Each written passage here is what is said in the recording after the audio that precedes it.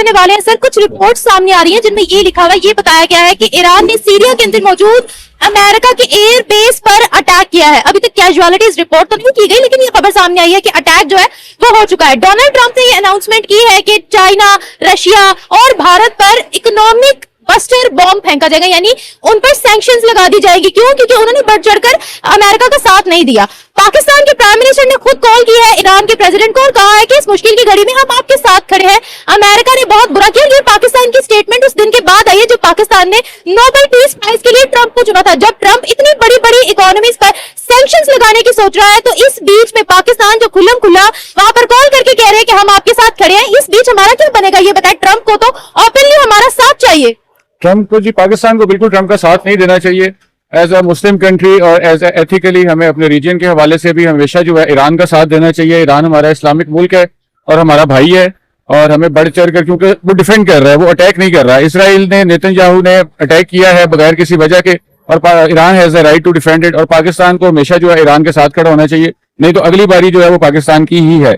Iran के अमरीकी अड्डे पर हमले के बाद कतर का रद्द-ए-अमल भी सामने आ गया। कतरी वजारत खारजा के तर्जुमान माजिद अल अंसारी ने मीडिया ब्रीफिंग में बताया कि कतर के लिए ईरान का हमला सरप्राइज है। ईरान की जानिब से दागे गए तमाम मिसाइल मार गिराए। तमाम फरीकैन मुज़ाकरात की जानिब आए और अमन के लिए काम करें। तमाम ममालिक के पास अमन की तरफ वापस जाने के अलावा कोई चारा नहीं।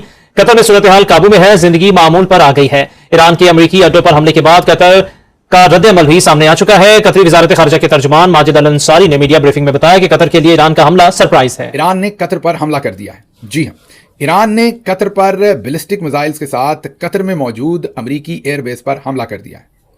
कतर का शहर दोहा सिटी के साथ ही अमेरिका की ये एयरबेस है।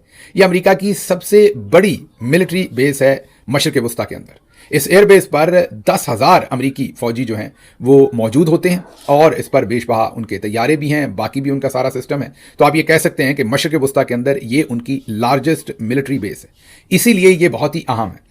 कुछ तैयारे ज़रूर यहाँ से परवाज करके ईरान पर हो सकता है उन्होंने हमला किया हो। कम अज़ कम ईरान का पॉइंट ऑफ व्यू यही है, इसीलिए उन्होंने वापस इस एयरबेस के ऊपर हमला किया है। वो तो ओवरसीज पाकिस्तानी अपने तय कोशिश कर रहे थे, लेकिन अब इस कदर जुल्म और जबर के बाद, अपने ब्रादर इस्लामी मुल्क पे हमले के बावजूद नाम तक लेने की जुर्रत नहीं है इन बुज़दिलों में, और दावे ये हैं कि हम ग़ज़वा हिंद लड़ेंगे। मेरे पाकिस्तानियों, ये प्रेस रिलीज जो जारी हुई है ये शर्मनाक है। डूब मरने का मकाम है सेल्फ प्रोक्लेम्ड फील्ड मार्शल के लिए और उसकी लाई गई फॉर्म 47 सरकार के लिए। ये पढ़ के खून खोल उठा है, और मैं ये पढ़ूंगा, आपको भी सुनाऊंगा। लेकिन पहले जरा जिक्र कर दें कि ईरान ने बहुत बड़ा हमला किया है कतर के अंदर जो यूएस एयर बेसिस हैं वहां पे। कहा यह जा रहा है कि इंटरसेप्ट कर लिया गया है। अमेरिका के जो पेट्रियट डिफेंस सिस्टम है उसने ईरानी मिसाइल्स को रोक लिया है। शायद किसी एक आध इंपैक्ट का जिक्र हो रहा है कि वो थ्रू हुआ है। सिर्फ 6 बैलिस्टिक मिसाइल का इस्तेमाल हुआ है। 6 भी बहुत बड़ा हमला है, छोटा नहीं है। और इराक में भी कुछ हलचल नजर आ रही है। मेरा यह ख्याल था कि ईरान अपना निशाना सीधा रखेगा और इस तरफ नहीं देखेगा, लेकिन जाहिर है कि उनकी कोई अपनी सोच है, और वो जो भी सोच है उसका नतीजा हमें आने वाले दिनों में पता चल जाएगा। जय दोस्तों, जय श्री राम। भाई, जिस तरीके से आप लोगों ने सुना भी होगा, पाकिस्तानी बोलते हैं कि डॉलर के लिए हम अपनी मां बहन तक बेच दे। बकायदा पाकिस्तान के उच्च अधिकारियों ने, जर्नलों ने भी ये बात बोली है, पॉलिटिशियनों ने ये बात बोली है, और आपके सामने ये आ भी रही है। लाइव एग्जांपल अभी का ले लो। मौलाना आसिम मुनीर जो अमेरिका में लंच करके आया था, उसने न सिर्फ पाकिस्तान की पीठ में खंजर घोंपा है आम लोगों के, बकायदा ईरान और कतर को भी उसने भिड़वा दिया है। क्योंकि जहां अमेरिका के हाथों पाकिस्तान बिका था, उसके बाद ईरान ने जो कतर के अंदर एयरबेस था अमेरिका का, उसके ऊपर 6 मिसाइलें दागी। बकायदा कतर ने उसके लिए बोला गया है, क्योंकि वो कतर के दोहा के अंदर था, और कतर ने बोला है कि ये डायरेक्टली हमसे पंगा लिया है, क्योंकि दोहा के अंदर मिसाइलें दागी गई। बकायदा भले ही वो अमेरिका का एयरबेस हो, उनको इस चीजें कोई लेना देना नहीं है, कतर के लिए मिसाइलें निकली थी। मौलाना आसिम मुनीर ने मुस्लिम उम्मा के जो ठेकेदार बनते हैं उन्हीं को फिर से गुत्थम गुत्था करवा दिया है। दूसरी तरफ रात को डोनाल्ड ट्रंप ने बोला था कि भाई सीज फायर हो गया है, अभी सीज फायर तो खत्म हो चुका है, दोबारा फिर से मिसाइलें दागी जा रही है। इस चीज का खंडन ईरान के अंदर जो उनके जर्नल्स हैं, क्वाच नाम का एक बंदा है, उसने कर दिया था कि भाई कोई सीज फायर नहीं हुआ है और हम इस चीज का बदला लेंगे, बाकायदा वो पाकिस्तान से भी इस चीज का बदला लेंगे। और यहाँ आपको बताएं कि ईरानी वज़ीर ख़ारजा अब्बास इराक़ची की जानिब से कहा गया है कि फौजी कार्रवाइयाँ जारी हैं और अभी तक कोई जंगबंदी का मुआहिदा नहीं हुआ है, फौजी कार्रवाइयाँ जारी हैं। ईरानी वज़ीर ख़ारजा अब्बास इराक़ची की जानिब से ये कहा गया है कि अभी तक कोई जंगबंदी मुआहिदा नहीं हुआ है। ईरानी वज़ीर ख़ारजा की अमरीकी सदर के जंगबंदी मुआहिदे की तरदीद सामने आ गई है, फौजी कार्रवाइयाँ जारी हैं। ईरानी वज़ीर ख़ारजा अब्बास इराक़ची की जानिब से कहा गया है ईरान इसराइल जंगबंदी मुआहिदा नहीं हुआ है।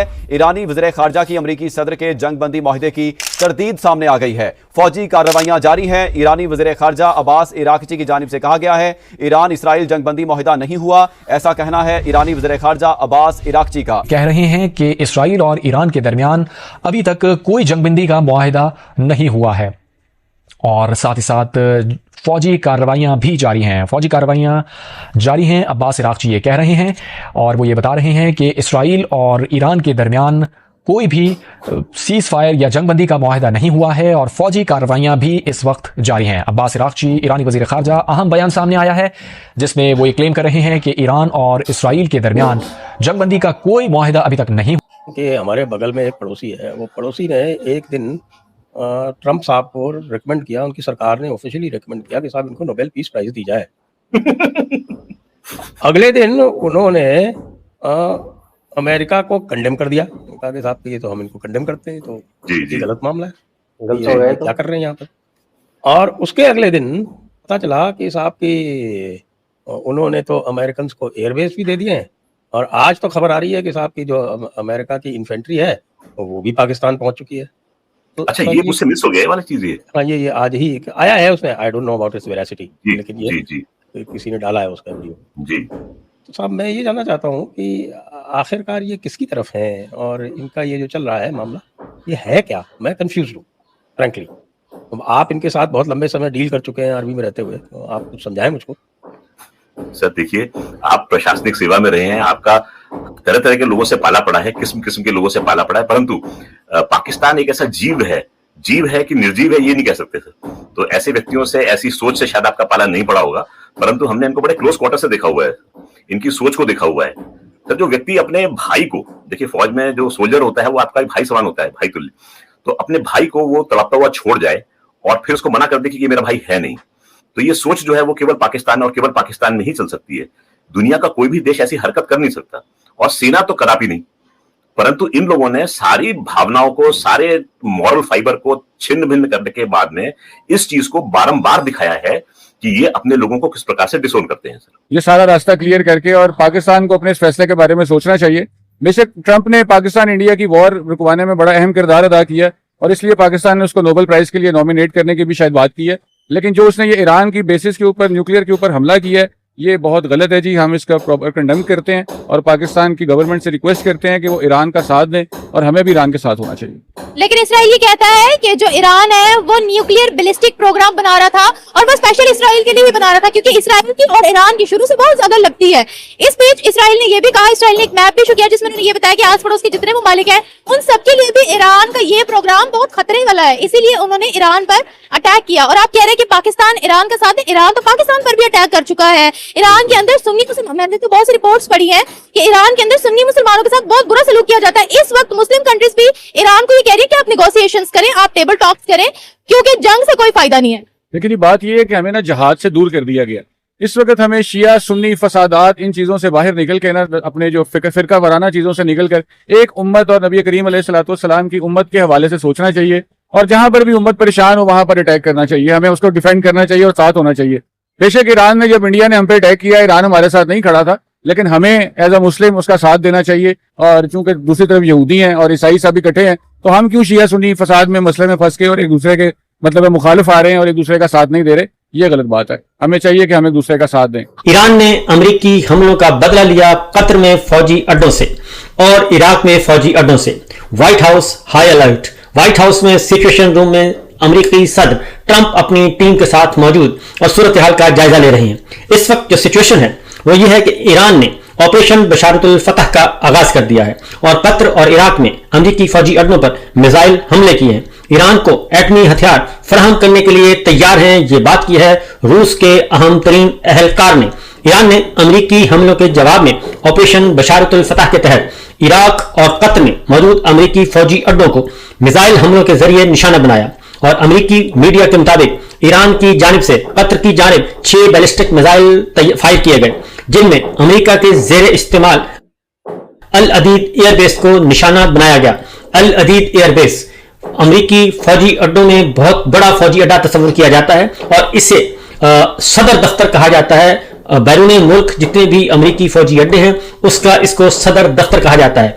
यहाँ पे बेशुमार लड़ाका तैयारे हर वक्त तैयार रहते हैं और ये इतना इंपॉर्टेंट अमेरिकी फौजी अड्डा है कि यहाँ से वो पूरे मिडिल ईस्ट, अफगानिस्तान, पाकिस्तान और सारी सूरत हाल पे नजर रखते हैं और अफगानिस्तान की सारी लड़ाई इसी अड्डे से लड़ी गई।